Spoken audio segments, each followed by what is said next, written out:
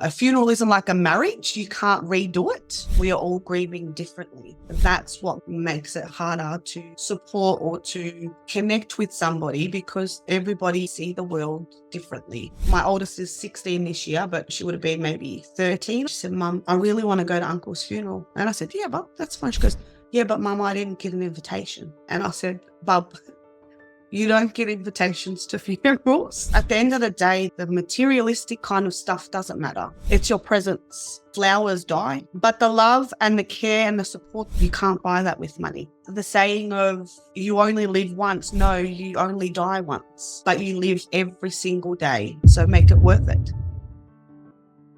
Don't Be Caught Dead, the show bringing stories of death back to life. Here's your host, Catherine Ashton. Today I'm talking with Kaneesha Wise. Kaneesha works for the Aboriginal Advancement League located in Thornbury, Melbourne, and she also supports the Victorian Aboriginal Funeral Service. The Victorian Aboriginal Funeral Service provides community-based cultural strong funerals and care for grieving community members.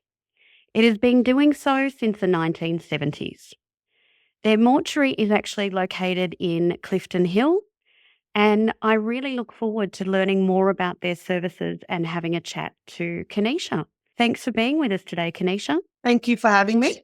Now, Kaneesha, you work for the Aboriginal Advancement League, but you've also do support as required for the Victorian Aboriginal Funeral Service.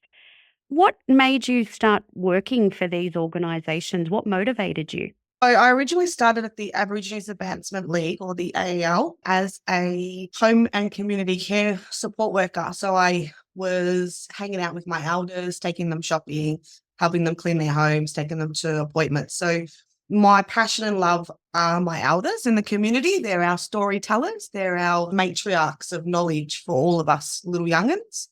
And then it just so happened that the job come available at the Victorian Aboriginal Funeral Service, and my CEO, Annie Esme, asked if I could go in and do it because she really wanted to kind of see how I would go in that regard.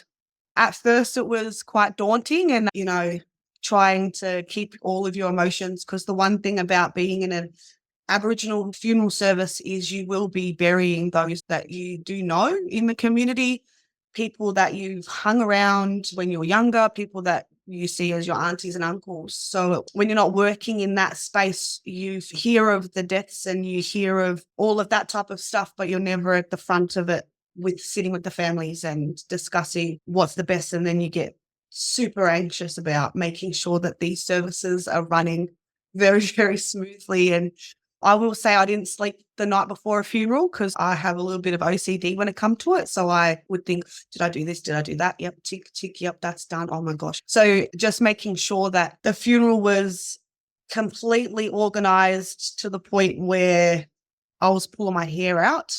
But at the end of it, it was all for the right reasons. The one thing I tell people is a funeral isn't like a marriage. You can't redo it. It's something that is final. And it's something you can't redo if something stuffs up. So that's why I was so anxious. I wanted to make sure it was perfect, pretty much perfect. So I was there for, I think it was like 3-4 years. And then my heart took me back to my elders, which is where I am now. So, but because of my knowledge and because I was there for so long in that space, I do help out when our workers are on leave, or if they've got too many going at once, I'll step in and support them. So yeah, it's something that everybody needs to kind of support and help. And can you describe for me what the Aboriginal Advancement League does? And then how does that connect with the funeral service? And why is it important? For someone who may not have any experience or exposure to Aboriginal people, why is it significant to you and the services that you provide? Why are they important to the community? So the Aboriginal Advancement League we call the mother organisation. She was created in 1957 to support Aboriginal and Torres Strait Islander people. So she has been around for a long time. Currently, at the moment, we have a few units that support community in all different ways. So we have a neighbourhood house, which is called Gurwitch. They provide support to women She also does youth programs with children through school holidays. That's run through Natasha. Then we have family support unit. We have 2 workers in there, so they support those that are struggling with, the everyday life of finances. They support in gambling, they support in drug, alcohol, they support just if you're having a bad week and, you've had to pay multiple bills, they support with that. They have a food bank, so there's access to food constantly here for that. They also have referral and links in with a financial advisor. So we have beautiful Carmel that also can come in and support those that need that too. We have our Commonwealth Home Support Program, which is the CHISP unit. So that's supporting elders staying in their home. So they provide home care support, shopping support, social support, and at times transport to and from appointments. We also have the maintenance guy that comes under them as well. So they do lawn maintenance for those that can't do it in the community for the elders. They also have our HACK PYP, which is home and community support for younger people. So those that are under 50 that do have disabilities or they've got chronic health issues that they can't do those daily tasks, we can also support them too in that unit. We have our regional assessment support program. So Kalinda, so she would go and assess the elders prior to them getting the services just to see what they're actually needing and requiring. She would do referrals into other organisations like VARS, which is the Victorian Aboriginal Health Service that provide all those allied health services like OTs, physio, all that type of stuff. Then we have a ATAR unit, which is Aboriginal tenants at risk. So those that are at risk of losing their home, it may be they are behind in rent or their lawns are too overgrown and they've got a letter of estate that it needs to be done or else, there's their final notice. So we also have that program here. We've got a new program, which is the Elders Care Support Program, which I am the coordinator of currently. So they are kind of the middleman between the regional assessment unit. So we support those going through the My Aged Care and that process because it's quite difficult for our people. So we do also have other organisations that are stemmed off us. So we have Lady Gladys Nichols Hostel. It's now a hostel for youth that have got scholarships to attend schools down here in Victoria, and they're from all over Australia. They stay at this hostel with a beautiful couple, Andrew and Cara, and they support them through their schooling. And then the main one, which is the Victorian Aboriginal Funeral Service. It's been around for many, many years. We've had it since 1995. And the biggest thing about the Victorian Aboriginal Funeral Service is it's not funded. So we purely support our community through donations, through the support of other organisations that kind of, link in with us. We do try to do as much fundraisers as possible. I do remember years and years, I would have been little, but they used to do cabarets once a year and they'd hold it here at the league or they'd hold it somewhere at a hall. And, it was a chance for the community to get dolled up and enjoy a night, but it cost them, $10 entry. And then everything else that the proceeds went to the funeral service.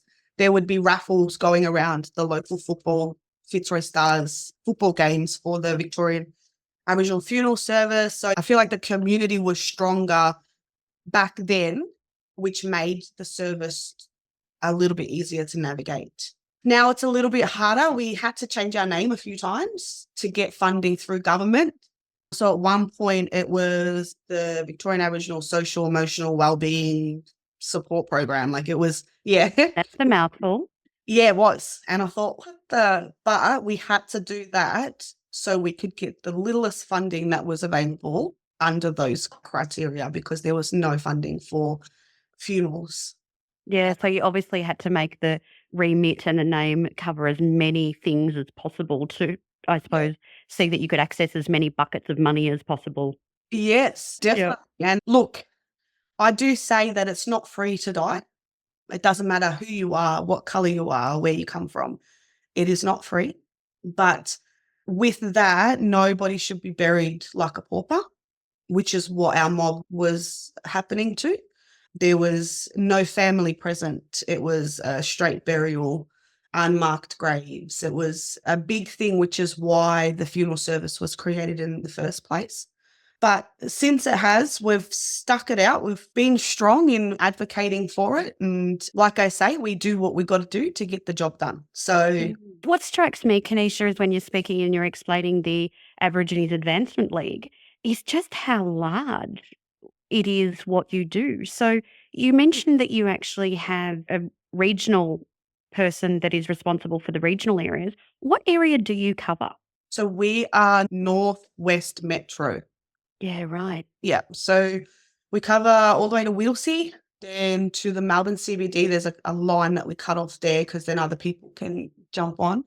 We do have clients out in the west, which is like Altona, Spotswood. There's a few people out that way too. So we don't like to kind of put a map and a line that we can't do this for you. If an elder's actually in need and they can't access services in their area, then we'll definitely try our best to try and manage to make sure that they are getting the support that they need. We don't like to tell them that we can't do it because they're too far away. And that's the other thing that when you're talking, you're not talking about other colleagues who, you may have met once or twice, passing in the kitchen. When you're talking about the people that you work with, your colleagues, you're mentioning them by name and you're talking about your experience of when you remember your involvement with the League from very early on. So tell me, for you, what does the League represent? Because obviously you've been quite involved with it all throughout your life. Yeah. Like I said, the League is the mother organisation. It's been here for many, many years. We've all come through. We've utilised it at least at one point in our lives. And it's a community-based organisation. We're here for the community.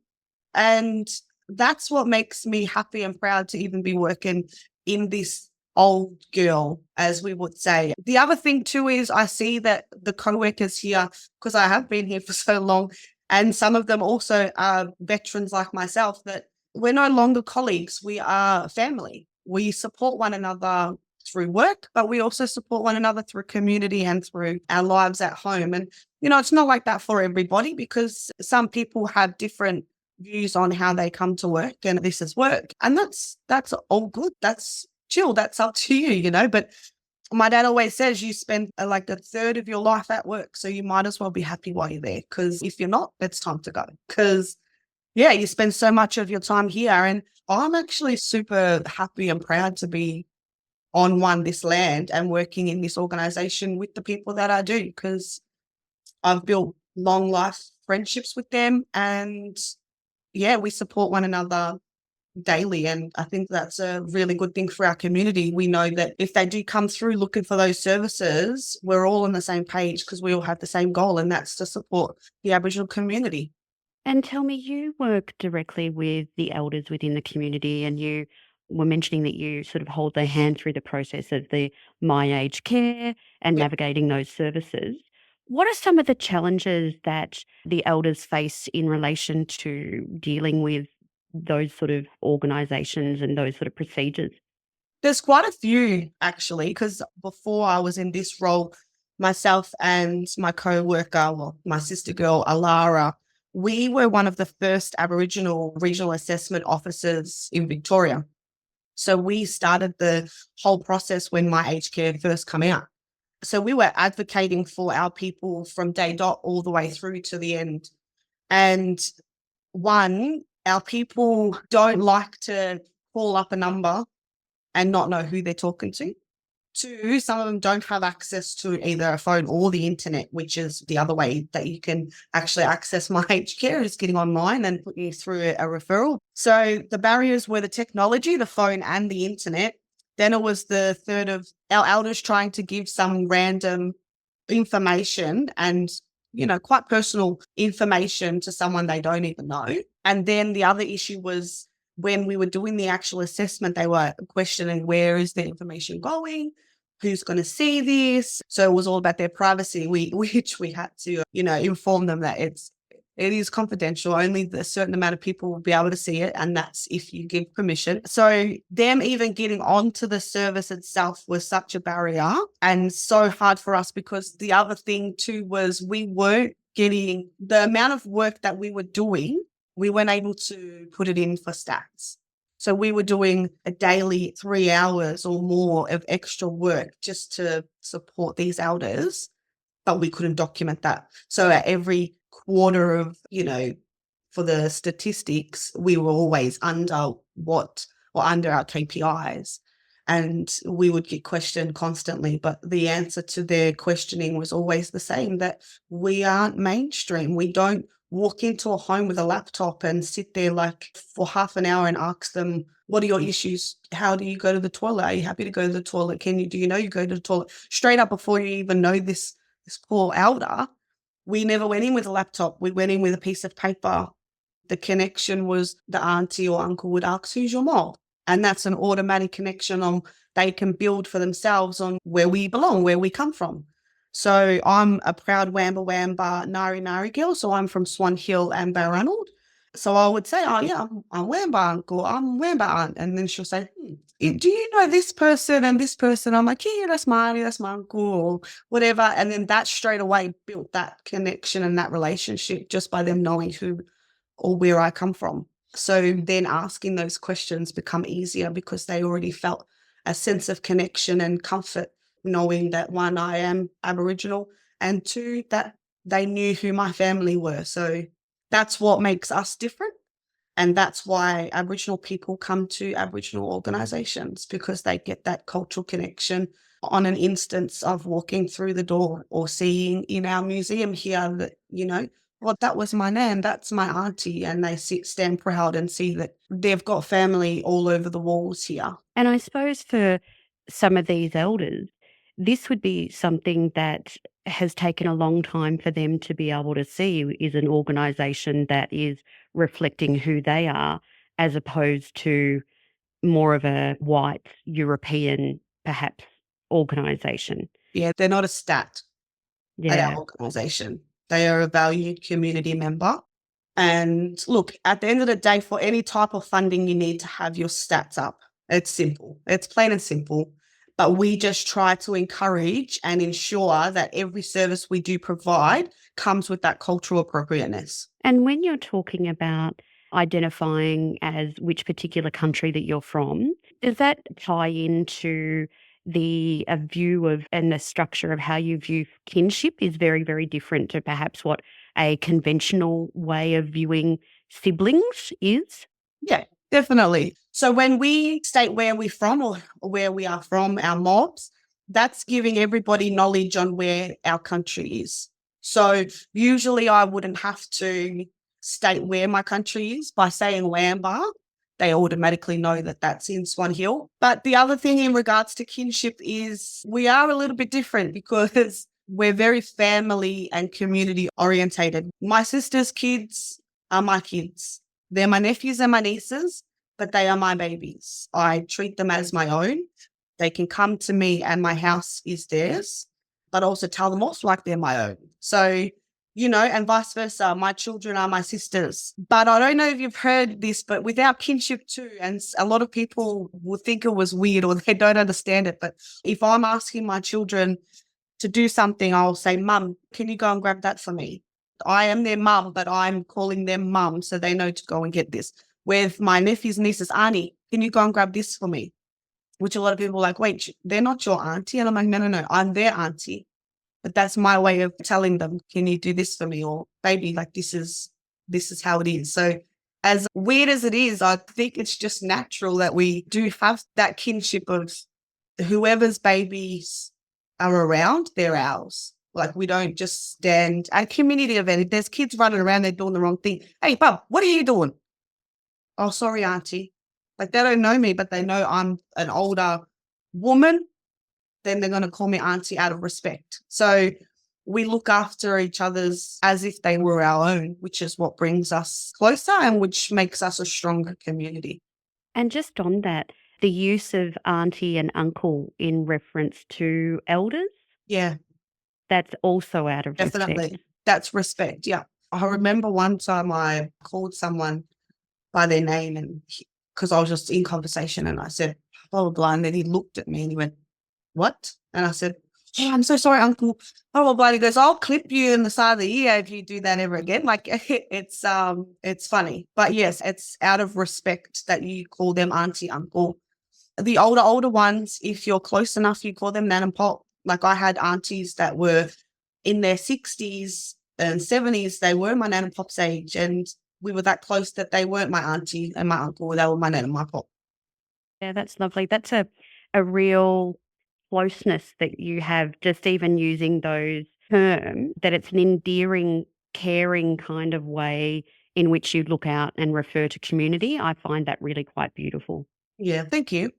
And tell me, with this identification of being connected to a particular country and with bearing in mind the respect that you show to elders and really in turn to everyone within the community, that must then provide the reason why the foundation of the Aboriginal Funeral Service is so important.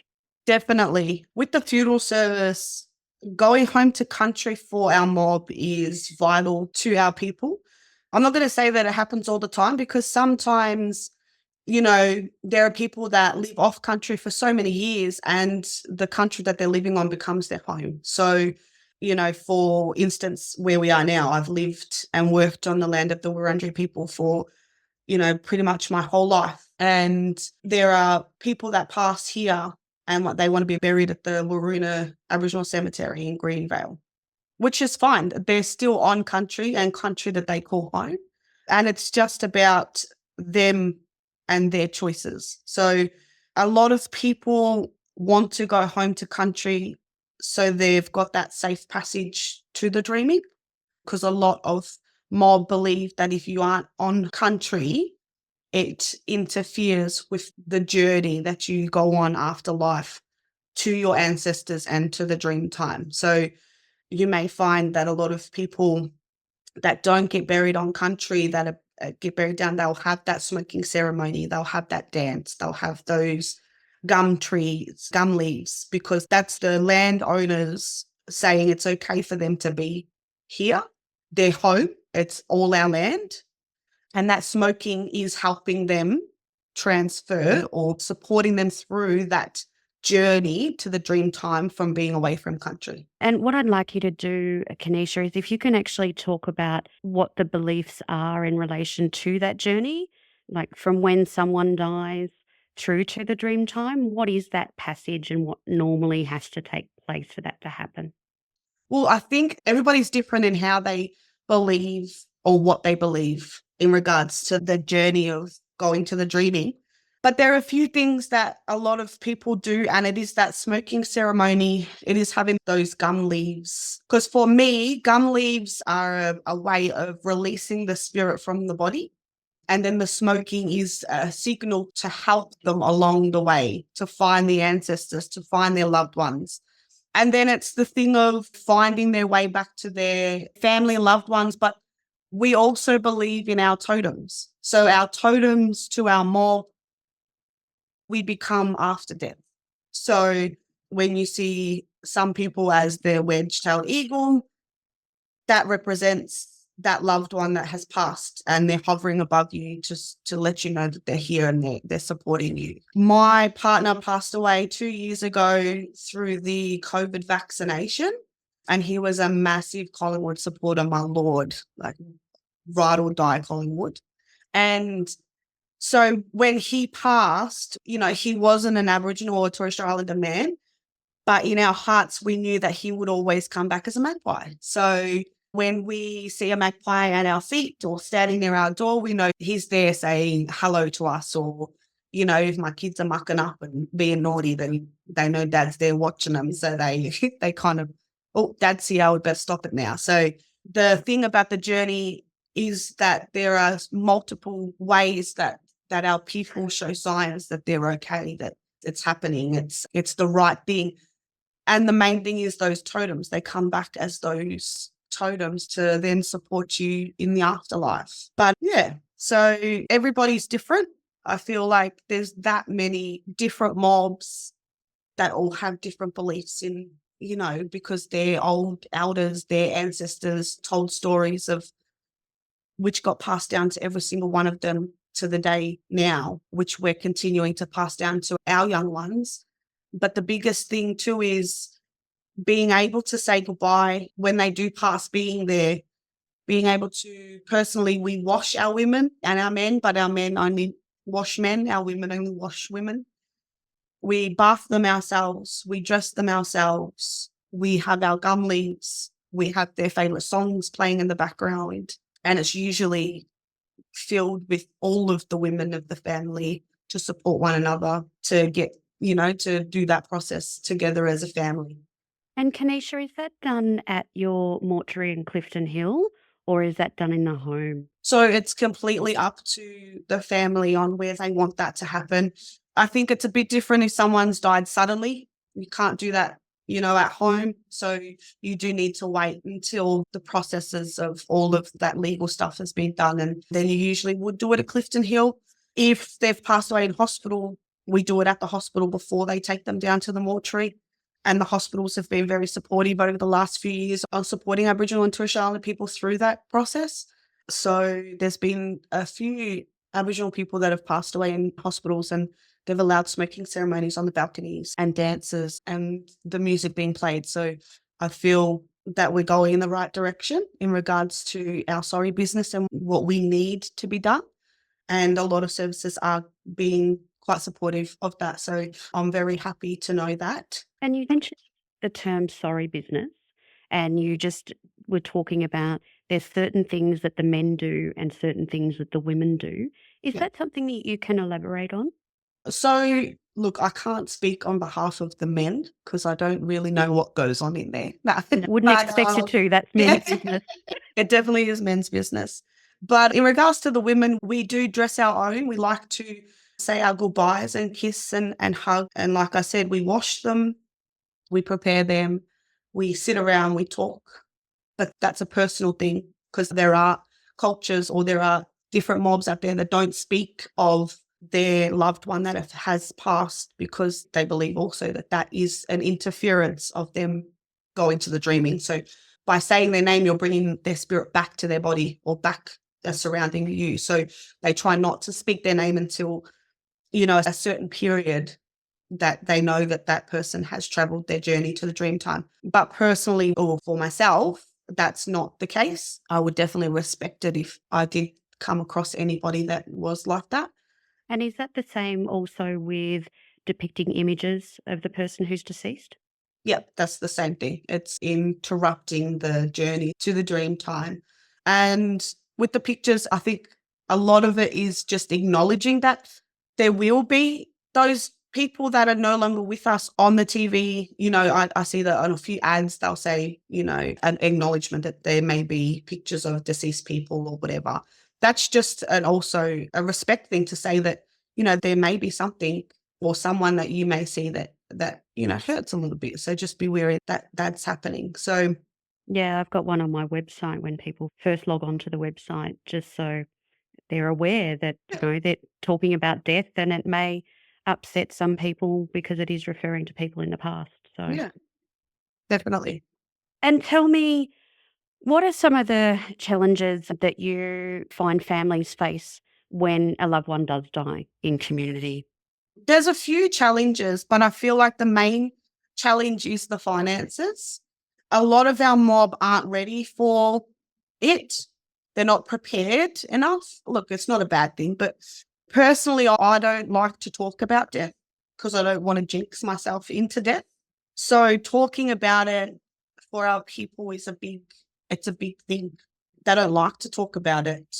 So when someone actually does pass away, they're left with all the decisions having to be made without having an input from that loved one because they never spoke about it. So there's constant conflict between, siblings or loved ones. There's financial difficulty because there was no, funeral insurance or there was no money there for them to give their loved ones the best send-off or the send-off that they deserved. And the grieving is the biggest factor for everybody. It doesn't matter who you are. But grieving is an individual feeling. It's not something that you share with others the same way. Like personally, I'm grieving a husband, but my children are grieving a father. His mother is grieving a son. So though we are all grieving differently. And that's what makes it harder to support or to connect with somebody, because everybody is differently and they see the world differently. When you lose a loved one, there's the anger, there's the stresses of the finances afterwards. And it may be, I think a lot of people forget too that, say, when an auntie passes away, the uncle has lost his soulmate, someone that he's been with for 40 odd years, a dependent of the children, a dependent of himself, a dependent of finances, a dependent of conversation. It's not just about the money, it's about the loss of his whole life of being with one person and then having to change that because of death. And it's coming to terms with all of your everyday life being so different without them.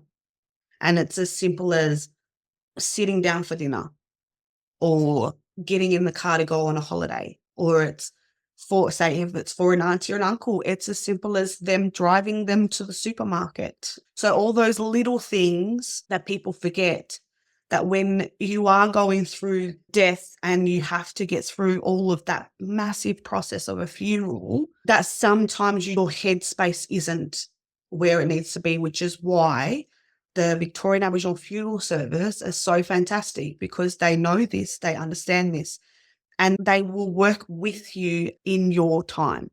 They're not going to rush through it because it needs to be done and you have 2 weeks to bury this loved one. No. We're going to take our time. We're going to get everything done. Even if we're in the background rushing around, like I said, not sleeping, working till 12 o'clock, whatever it is, as long as we know that that person has that little bit less of a burden on them when they go home, then we're doing our job. And it's so right when you talk about there's the grief aspect, but then there's the loss, which is different to the grief. Yes. And it's then all of those little losses that you were referring to. And then, that identity and that defined identity of being a partner for 40 odd years. And then what does that mean now? Who does that make me who I am? So it is extremely complex. And what sort of services are offered within the community that after sort of the funeral? Yeah. So the thing about the Victorian Aboriginal Funeral Service is too that we're not just a service of once we've buried your loved one, that's it.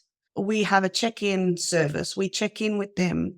If they are needing a referral into our family support unit because they're struggling with, the bills, or they need that financial help, we refer them into there. We have the Victorian Aboriginal Health Service that has psychologists and counsellors. We have our local doctor, which is First People's Wellbeing. Also, they have counsellors and psychologists that can support through that as well. So we do also make referrals to other support services to get the support that individual is requiring at that time.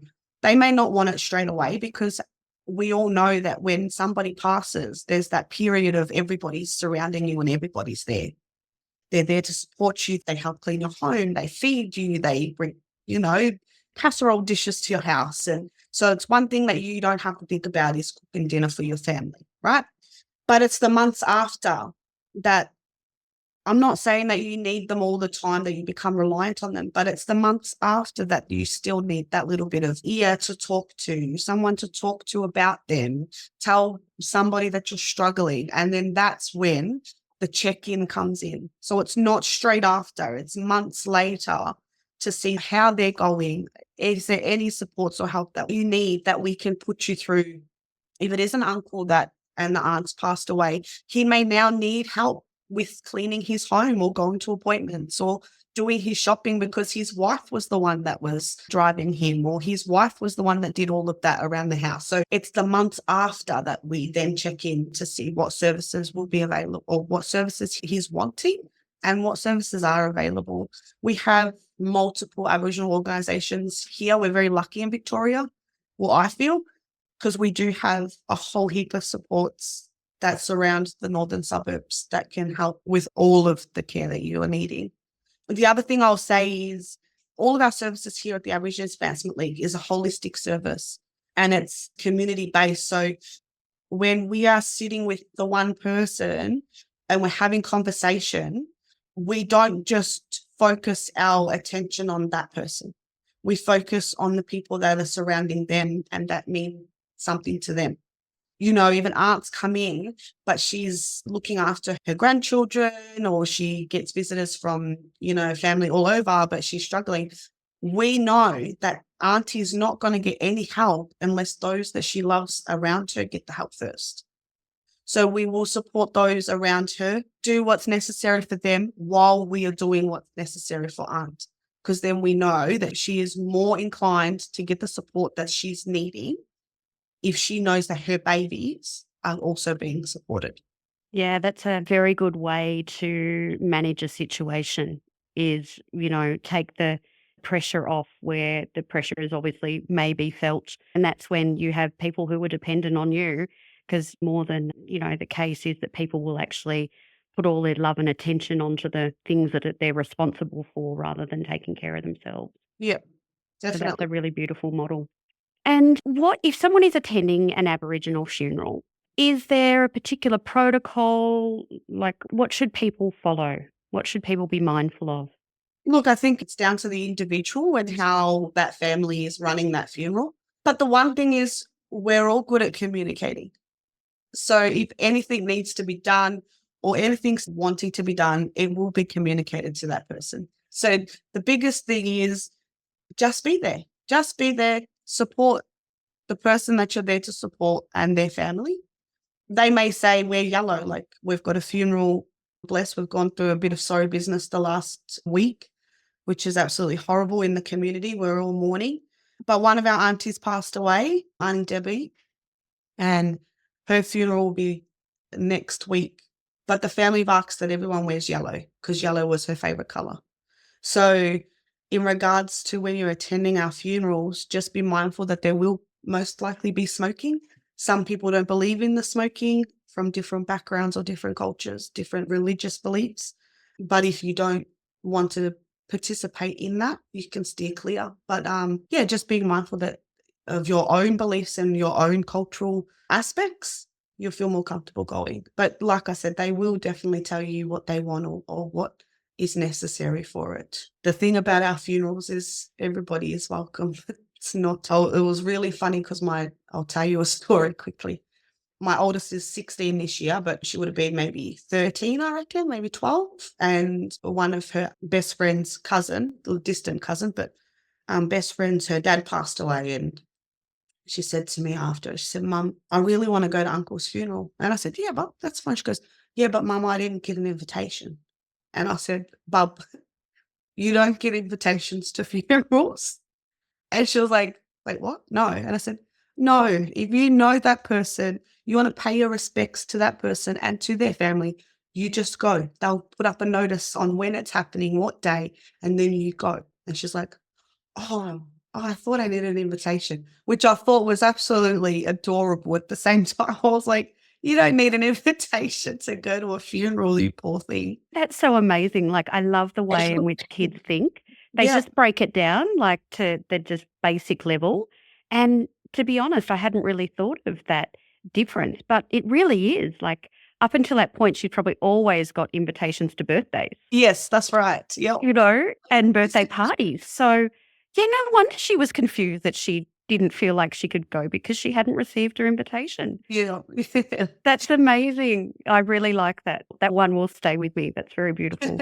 How would you've already mentioned that, supporting someone is to not just be there at the funeral or immediately after someone's died, but also checking in on them, months after as well. Is there anything else that people should do? Is there anything that people should bring or people should offer in relation to a funeral? I feel like it's an individual perspective. So, there's people that bring flowers, there's people that give money, there's people that will buy somebody something that they need, or it's food or it's whatever. But I feel that at the end of the day, that The materialistic kind of stuff doesn't matter. It's your presence. If you can't call, text. If you can't be there, give them a call. Like personally, I feel like somebody can have all the money in the world, but if they don't have that love and support, then what's the money? Like, money doesn't make you anything, but money is what gets you through every day. Make sure you have a roof over your head, your bills are paid, you got clothes on your back, new shoes for your children. But the love and the care and the support that you have within your community, within your family, you can't buy that with money. Flowers die, so I personally don't like flowers given to me. They smell beautiful, but I'm not a green thumb, so I don't look after them. So within a week, they're like dead, and I'm like, oh man. So I do prefer fake flowers. But my main message here is supporting those by being present. That's the biggest thing. Be present for those that you care and you love for, because at the end of the day, tomorrow is never promised. And the saying of you only live once, no, you only die once, but you live every single day. So make it worth it.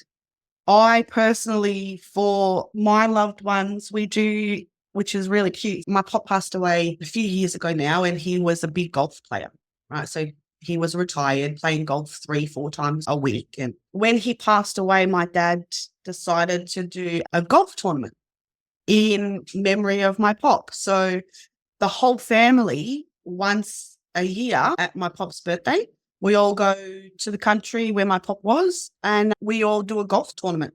So we all go out and play golf, and whoever wins gets their name on the Sutton Golf Trophy, which is absolutely awesome. So every year we honor our pop by playing golf. And there's people that, like, there's my cousins that don't even know how to play golf, but they just go and hit. Oh, it takes hours, but it's being present. It's being present for that memory. And, personally, when my partner passed away, his first year anniversary, I thought, what can I do that's going to make me a little bit happier? And so I began to wear silly socks for the whole month of May. So every day I wore different stupid socks. There was Elmo and South Park and whatever I could get my hands on, Cheezels.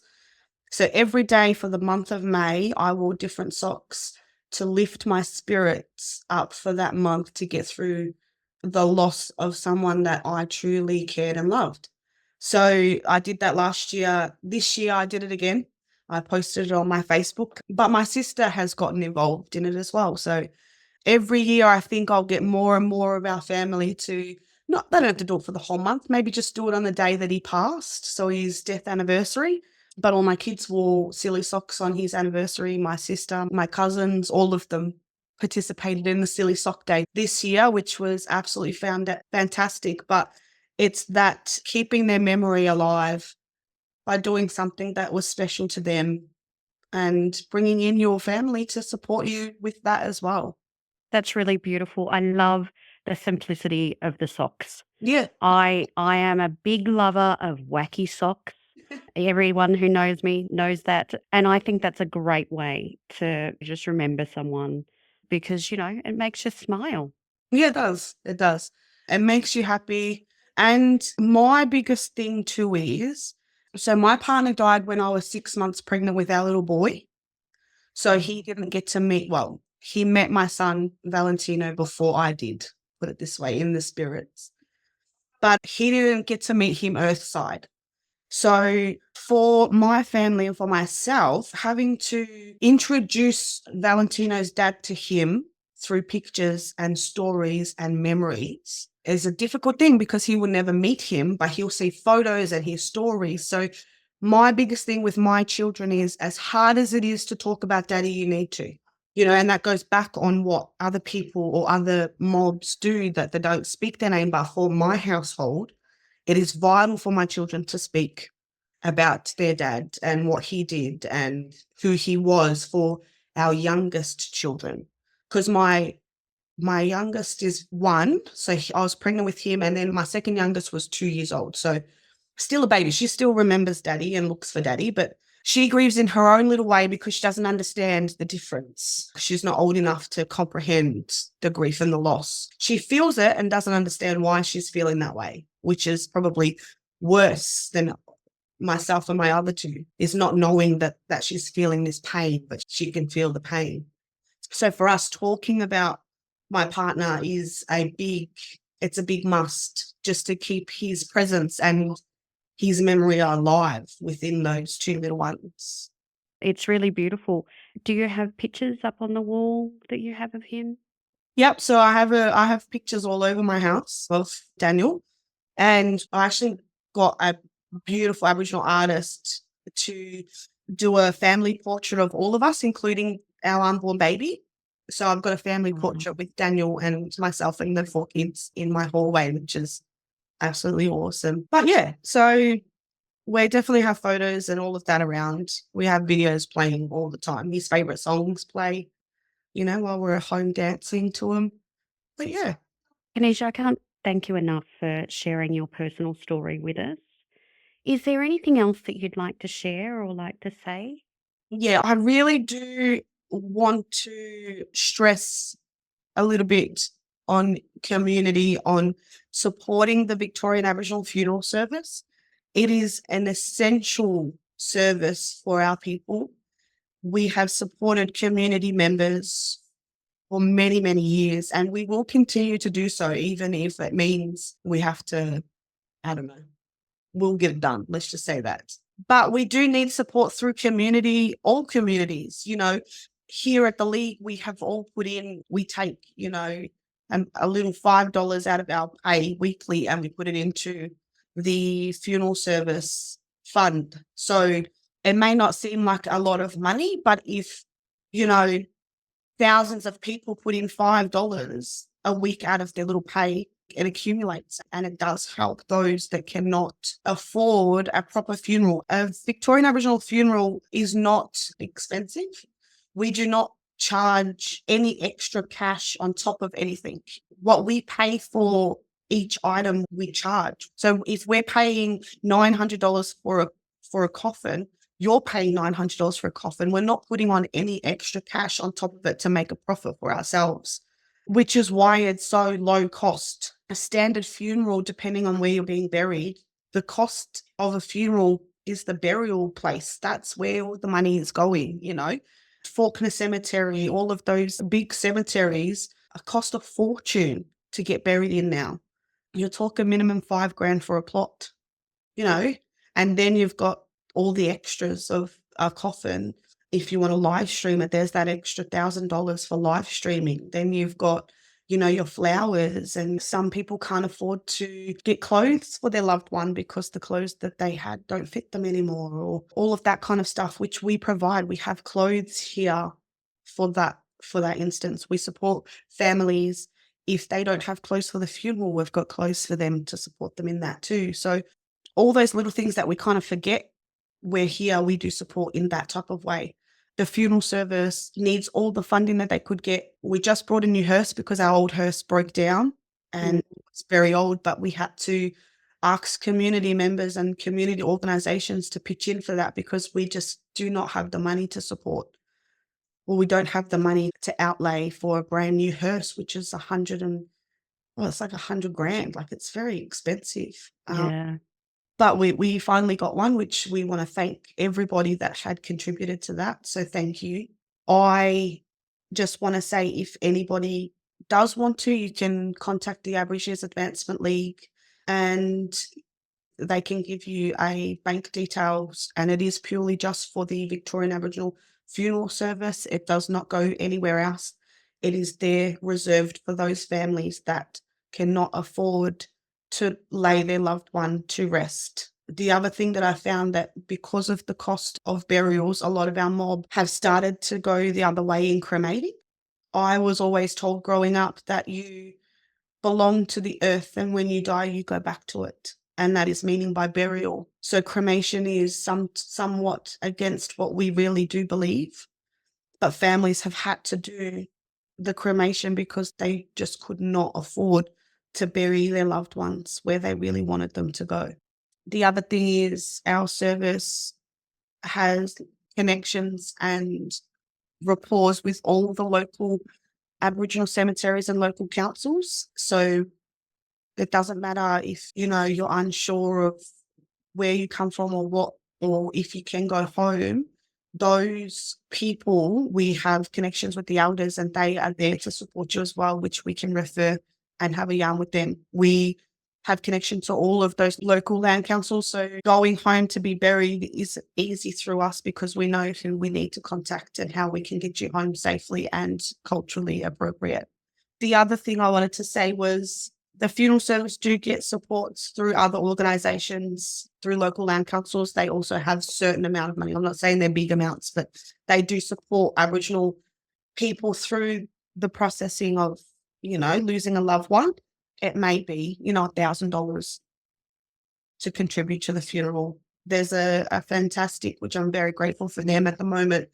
They're called Pay the Rent. They support a lot of our community in regards to paying off some funerals, or they give them, some money to go and buy themselves some new clothes for the funeral or for the loved one. So they're very supportive. So we're very, very thankful that they are on board with us and they support us. But again, they're not sort of massive amount of money. It may be $1,500, but $1,500 is good enough to get the ball rolling. Yeah. So And yeah, we'll make sure that we put all of that information and those links to your website and your contact details in the show notes so people can, go there straight away and support the work that you're doing because it really is so important. yeah, that would be great if you could definitely do that. Let's try and get some more people around this beautiful service and supporting them to keep it going for another 60 years. Because I've used this service myself personally. My partner was not Aboriginal or Torres Strait Islander, like I did say earlier, but because of my connection through the funeral service, they supported me with doing his funeral, which I'm very thankful for. I have used it through all of my family members that have passed away. Their first call for anyone that has passed goes straight to the funeral service. So I have personally worked in it.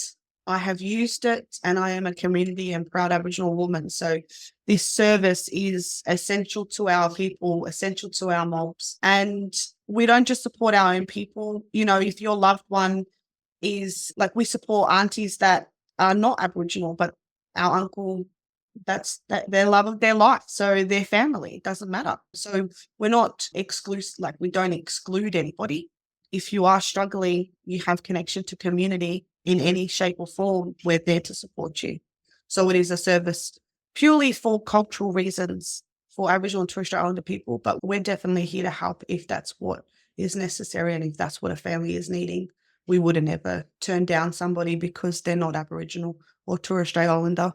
Well, thank you so much for your time, Kaneesha, and just to explain the amazing work that you do and also sharing your very personal story. So Thank you. Appreciate that. Thank you very much. Don't be caught dead forgetting to subscribe. And here are some more videos we know you'll love.